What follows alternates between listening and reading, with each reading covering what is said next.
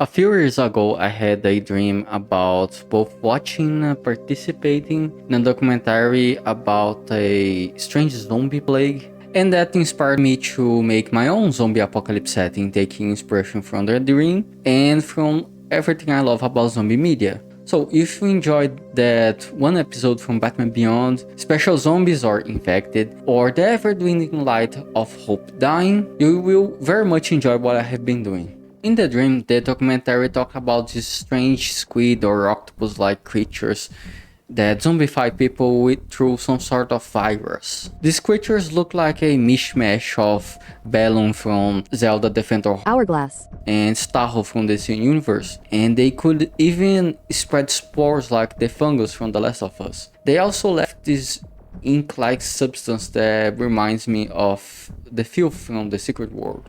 Some people that got these parasitic creatures didn't turn, but due to the virus being highly mutagenic, these parasites had mutations that could even help the host, like breathing through toxic air, and the non-zombified people that had these parasites were seen as part of the horde by other zombies, so they could walk among them. But the zombies also mutated, and so even though these people that had the parasite that didn't zombify could walk among the undead, there are some zombies that were smart enough to spot them and alert the horde about their presence. The whole ordeal was kinda strange and surreal, so pretty standard stuff for a dream.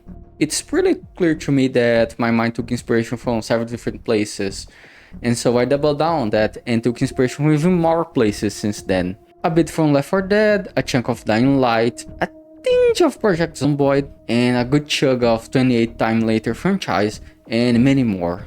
I took everything that I loved about zombie media and put everything in a blender. The eldritch abomination that came to that is this setting. In Embrace of the Depths, that's what I'm calling this setting, a strange parasite came from the sea and started zombifying people. Zombifying? Zombifying. Potato tomato. Even if the parasite is removed, the person is infected with a retrovirus that will make them sick, kill them, and turn them into one of the undead. The virus is highly mutagenic. Not as much as the green flu, because going from not airborne to airborne and not airborne again is like daily, it's crazy. But still, mutations are very frequent. Of course, there's great variations in the zombies too, and we love some special zombies. You have your standard fare of special zombies, the big, strong and hard to kill tank, the agile and lethal hunter, a zombie that drives you mad through nightmares, that annoying bitch that explodes and calls a horde. Why is this a genre of creature? Go away to hell. The ones that are smart enough to sabotage machinery and the security of your safe house, and those that pretend to be normal people.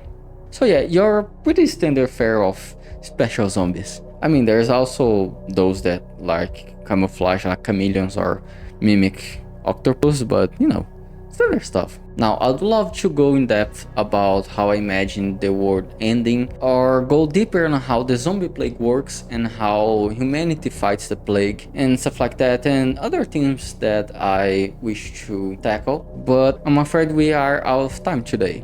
It's what I would be saying if the video didn't end up being too short. So let's go a little bit deeper on how the plague works, starting with the parasite. It is a creature with 5 tentacles or arms that attach exclusively to humans and usually on the back or the front of the torso. On the top of its body, it has a giant eye that can see 180 degrees, because fuck you. On the bottom, it has tendrils that can melt through flesh and attach to the central nervous system to control the body of the host. It can communicate with the brain, like sharing visual stimuli, so zombies that still have the parasite can see behind them. However, when it is attached to a living host, it only controls their body, leaving the victim conscious but unable to control their own body. I removed the mutated parasites that didn't zombify people and gave them weird biotech powers. Instead, they are now more traditional psychic powers and weird mutations through the virus. I did this in part because I still wanted weird mutations in humans and give humanity a fighting chance, and in part because, I don't know, it felt right.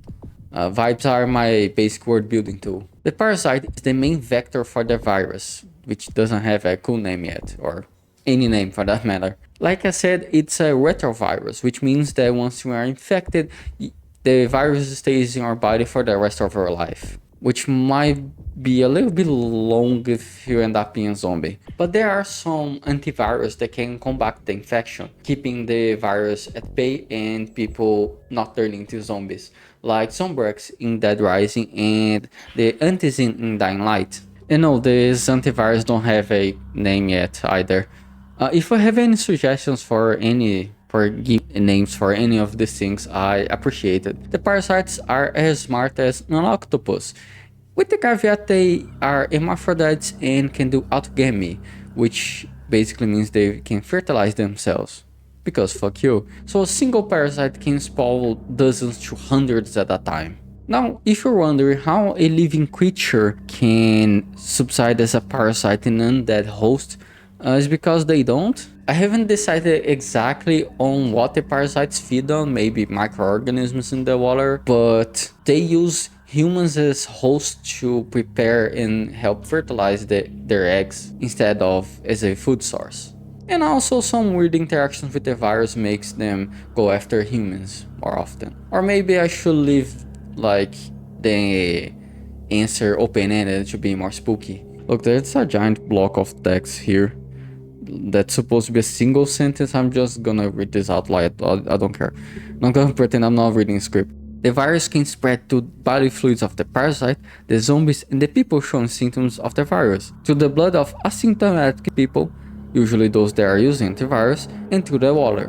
But don't worry, you won't be zombified in seconds. It's gonna take a few hours until symptoms show up, and 2 to 3 days in order for you to die and come back as a zombie. That is, if you go untreated, of course. I want the zombie apocalypse to be hard but not unbeatable. My idea is to have the situation become worse over time. It starts with parasites attacking coastal areas throughout the world, then some sick people start zombifying because they were infected days prior to the wave, then the infection spreads to other areas of the world by asymptomatic people, or basically people that aren't showing symptoms yet, but they are spreading the infection.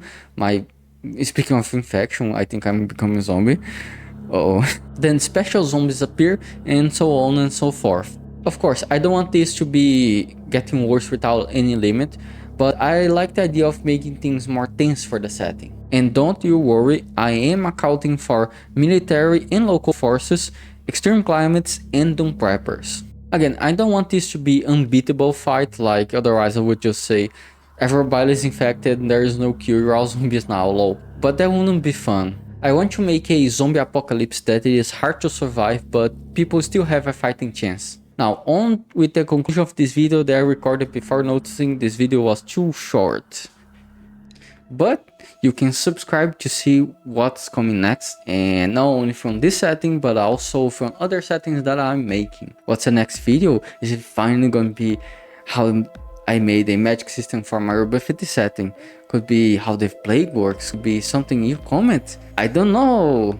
I really don't know. Until then, you can watch this video that YouTube is recommending right now. And see you all in the next one. Bye.